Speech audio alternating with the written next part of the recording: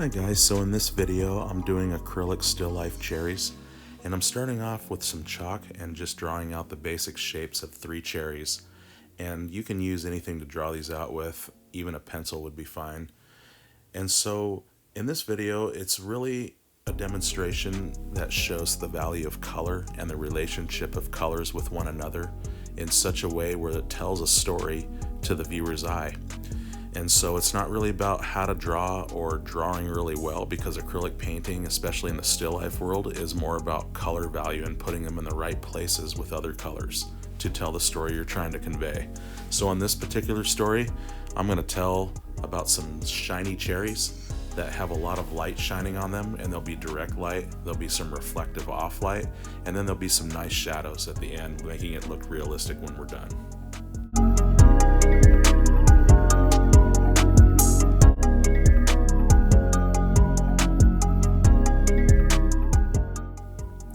Okay, so now I'm grabbing some crimson red and I'm using my number 8 flat brush, but you can use whatever brush you want as long as it has a flat edge, and I recommend that for staying in the lines of your indicated cherries that you drew out first. And so I'm just going to block this color in as my base coat. And in the acrylic world, the paint that you put down first never looks good. And it's not supposed to, because it's supposed to be messy and it's supposed to look abstract, because this is going to actually work in my favor to create the depth and the realism when I add more layers and I start playing more colors back and forth and changing the value of this red that you see that I'm putting down first. So in the end, this will look real and be used for that.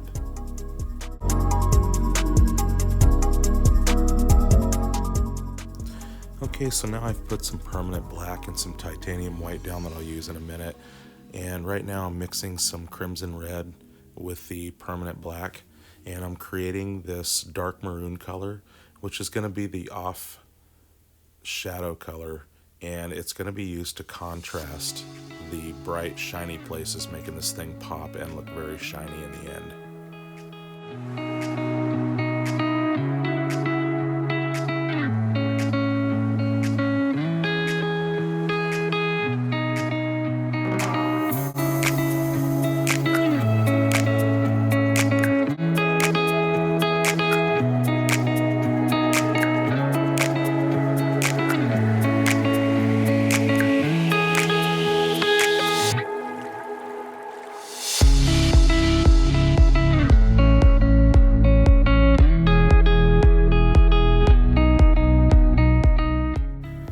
So now I'm going to let this dry for a bit, and then I'll start adding more layers on top.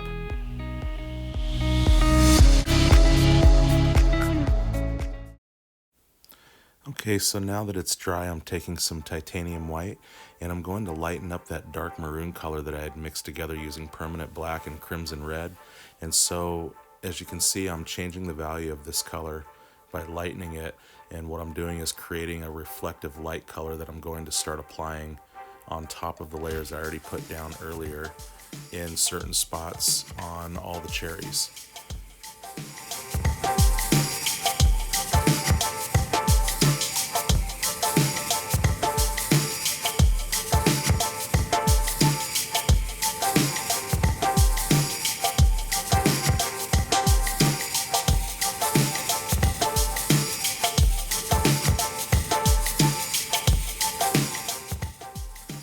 Okay, so now I'm putting down some Cadmium Orange and also some more of that crimson red that I ran out of. And I'm just going to start putting some more layers of the crimson red down at first and building a little bit more depth and texture on top of the first initial layer of that crimson red that I'd put earlier. And in this way, I'm closing up any gaps or any white showing through, because a lot of the colors in acrylic painting is transparent, and white is your most opaque color. So I'm really wanting to build some depth and texture in these cherries, and so adding another layer is definitely a must.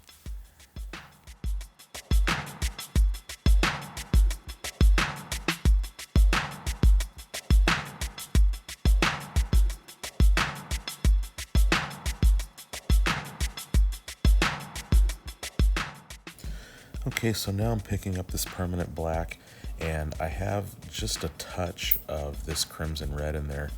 And so I'm changing the value of this dark color to be two values now. So you have the very dark and then the not so dark. And by doing this, we're creating the realistic effect that you're gonna see when it's done. That tells the eye that things get a little darker in the shadowed areas where the cherries are closer together. And then of course they brighten up a little bit more as you get away from that, out more into the light.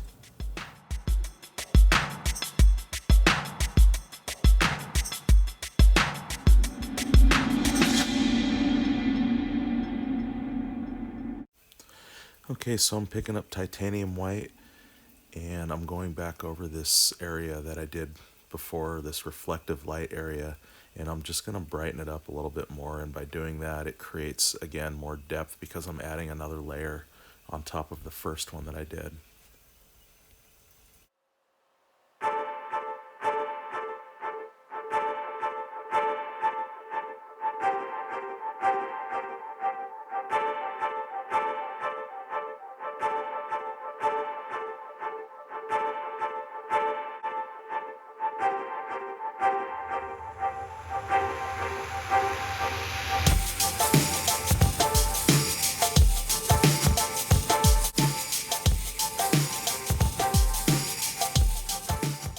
Okay, and so now I'm just grabbing again some more of this permanent black, and I'm just mixing a tiny bit of that permanent red, or I'm sorry, crimson red, and I'm just filling in some more layers and building a little bit more depth.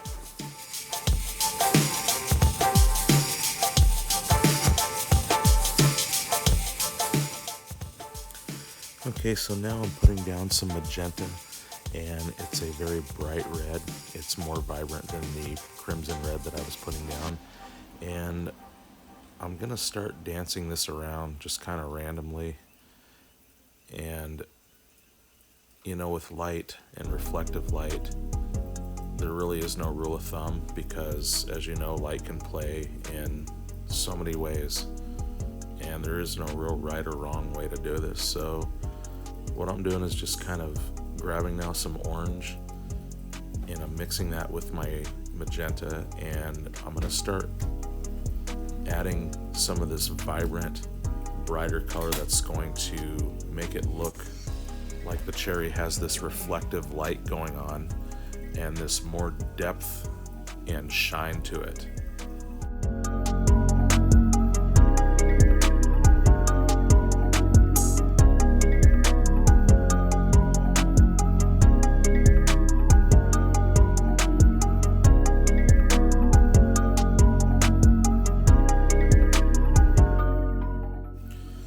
Okay, so now I'm taking some more permanent black and I'm starting to fill in a little bit more of that.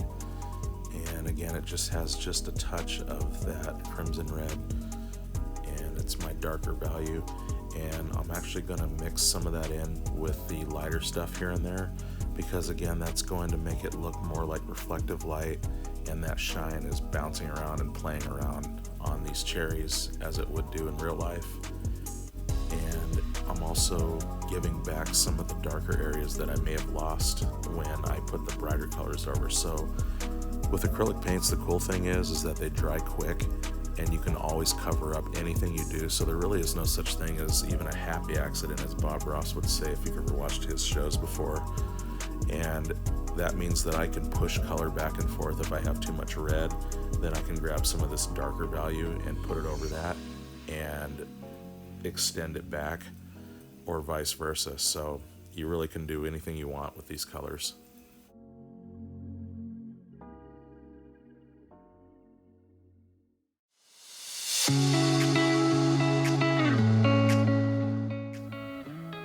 Okay, so now I'm gonna grab some titanium white, and I'm gonna really get a light version of that dark maroon color. So with that, I'm going to brush on this rim of where the cherry is going to dip in, where the stem is going to be coming out. And so again, this is going to show that light is hitting this edge, and it's going to tell our eyes that this shiny cherry has an edge that has a dip that has a stem coming out of it, and so basically this is going to help create that three-dimensional look and give it that realism.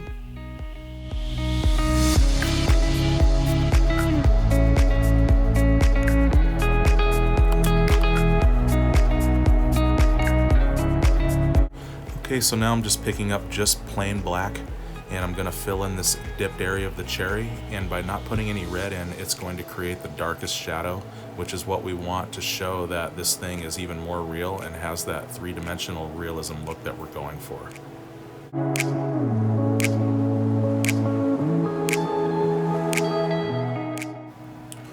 Okay, so now I'm grabbing this lighter color of this dark maroon color that I made, and I'm making it even lighter this time now by adding more titanium white than before to it.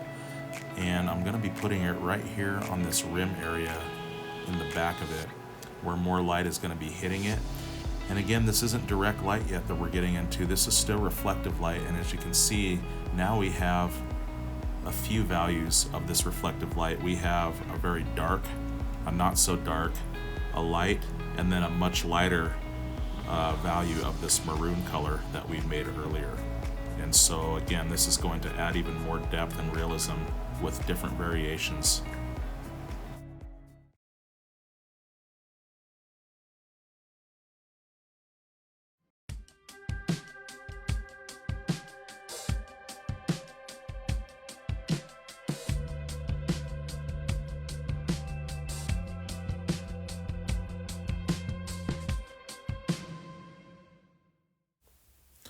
Okay, so now I picked up some Cad Orange, and I'm gonna go ahead and play that around with my brush here and there. And again, there's no right or wrong about how light plays.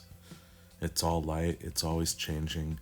And honestly, if you were to stand in a room and have light from the outside hitting, you know, a banana or an orange or something, and then you stood somewhere else where maybe the kitchen light was on and that was hitting it more to your view from another place, I guarantee you the colors and the values that you would paint from one place to another would change dramatically, even though it's the same thing and it's sitting in the same spot. It's all about the light.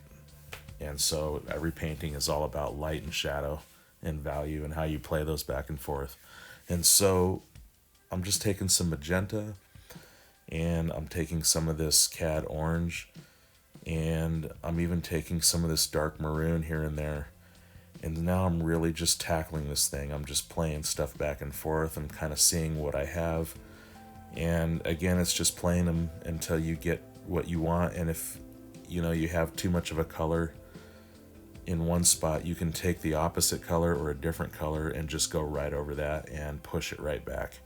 So again, you can do anything you want with these colors. So just play around and see what you come up with.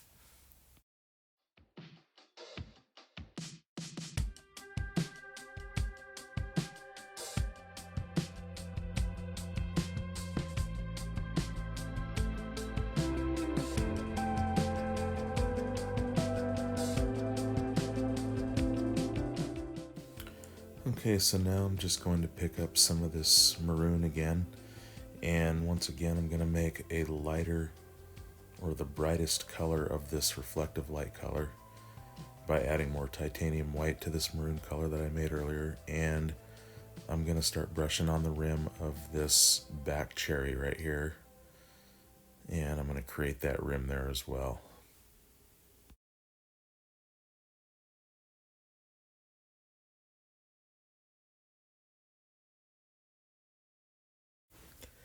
Okay, and so with that same bright reflective light color, I'm going to start creating details now that I have all my layers and some of this depth that I've made now.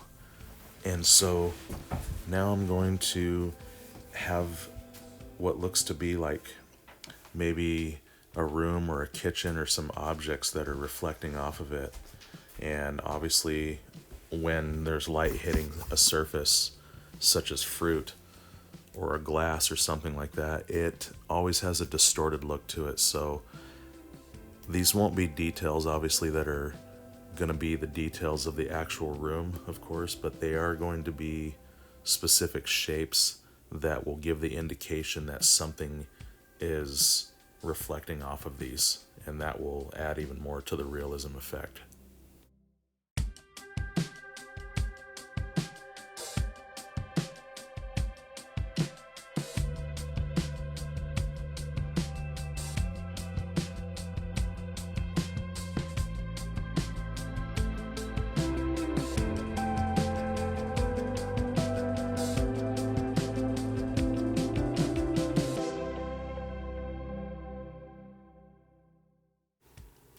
Okay, so now I'm grabbing just plain titanium white, and now this is where we're going to start really putting down the direct light, and this is where things are going to start getting really, really bright, and it's going to really complement the dark areas, and it's really going to make the reflective light look even more brighter. And so everything has been put in its place and layered. As you can see, it's starting to look like it's shining. It looks like light is reflecting and things are happening, and this is a good thing. And so now I'm sticking the titanium white, and I hit that rim just a little bit, and now I'm going to start playing this direct light in some areas where it belongs.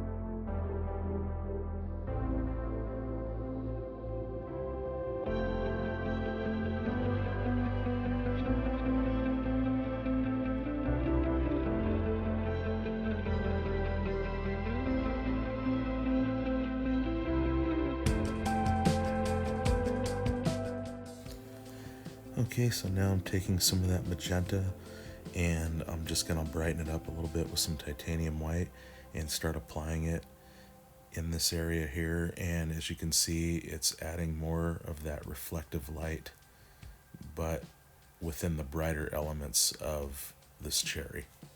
And so this makes this thing pop even more.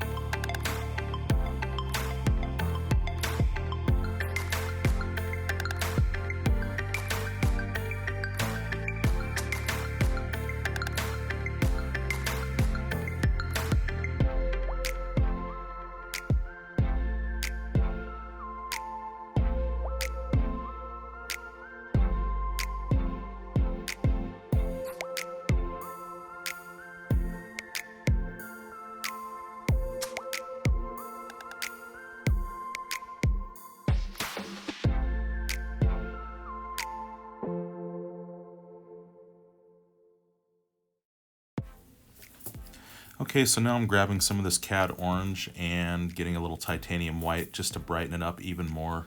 And I'm going to play that around in here as well as more reflective light and more texture that I'm going to build on top of everything I've done. And again, this just adds even more depth and realism and shine to it.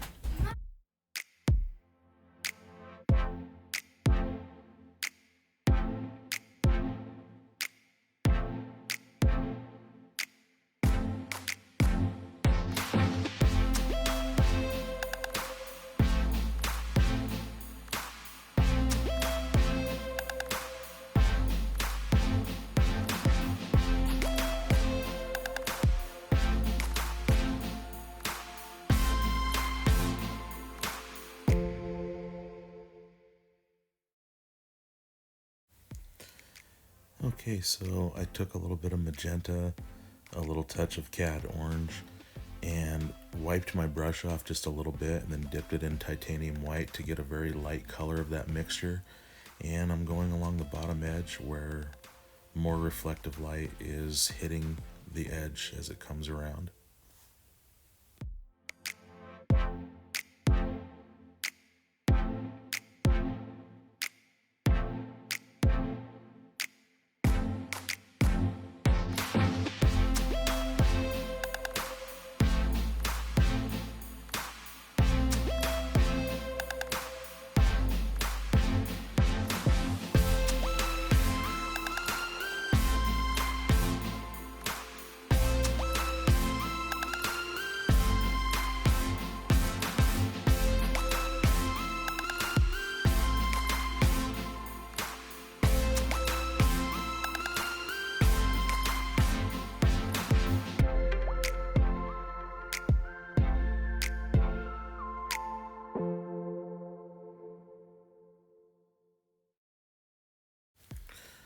Okay, so now I'm taking that lighter reflective color on the darker elements of being the maroon color and then adding more titanium white. And as you can see, I'm making this line because that's our separator between these two cherries, and that tells the viewer's eye that there's two cherries here and they're not two that grew together or something strange like that. So you always need light and dark to tell your story for you and your values, to let everyone know what it is you're trying to show them.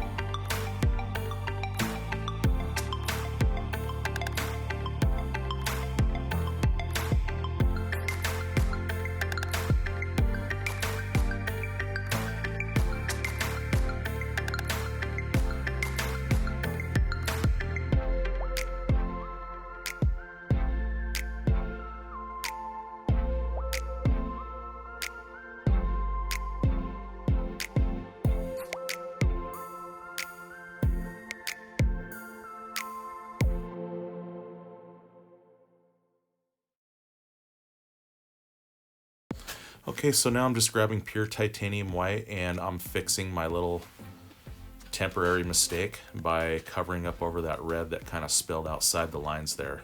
And it's an easy fix.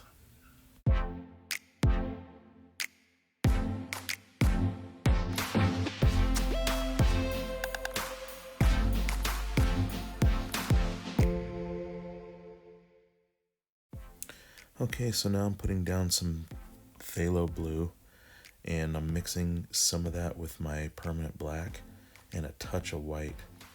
And what I'm going to do now is start creating the shadow underneath the front cherries, because that's going to also tell the eye that these these things are sitting on something. There's a surface here, and it's casting a shadow.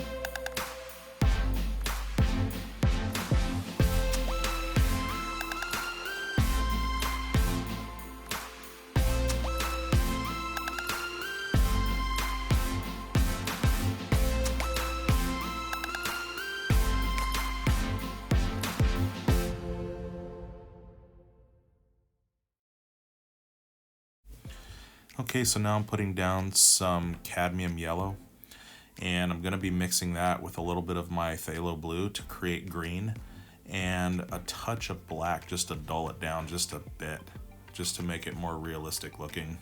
And I'm going to start applying that for my stems that I'll be putting into the divots where they come out of the cherries.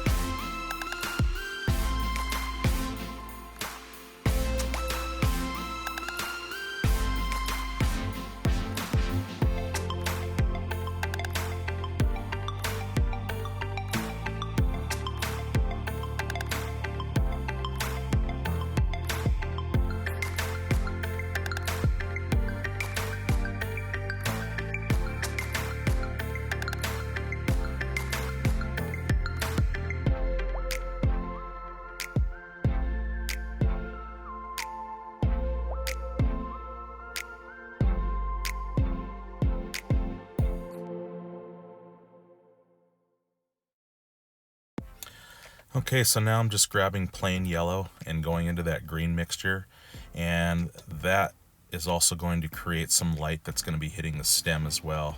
So it's not going to take as long as the cherries, but the stems do have some reflective light and direct light as well on it. So I'm just going to play back some different values of green by using yellow, using a little bit more blue sometimes, and even titanium white where the light is hitting the most.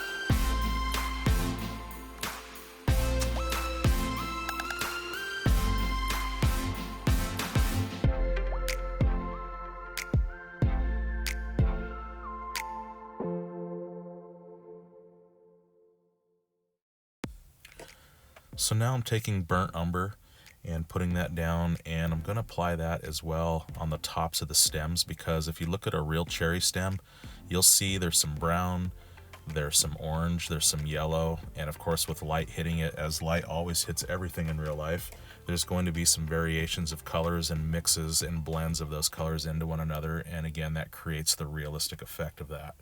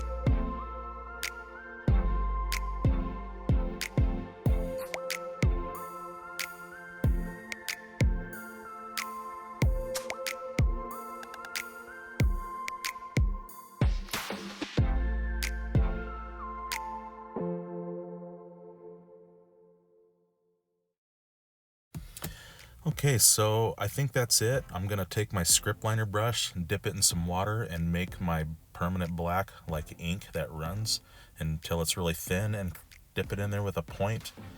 And I'm gonna go ahead and sign this right here. So I hope you guys have learned something here, and I hope this was very insightful and very helpful. And again, acrylic painting is not hard. In fact, I think it's a lot easier than drawing, to be honest, because with acrylic paints, you really can apply texture with one brush stroke or a few and a couple layers later. Whereas drawing, you have to put every detail in every line and shade every last little thing. And I don't know, it's just, for me, it's just a lot easier to put down than drawing for me. So it may be the opposite for you, as every artist and everybody is different. But take this and practice. And thanks again, guys, for watching. Until next time, happy painting, guys. See you on the next video.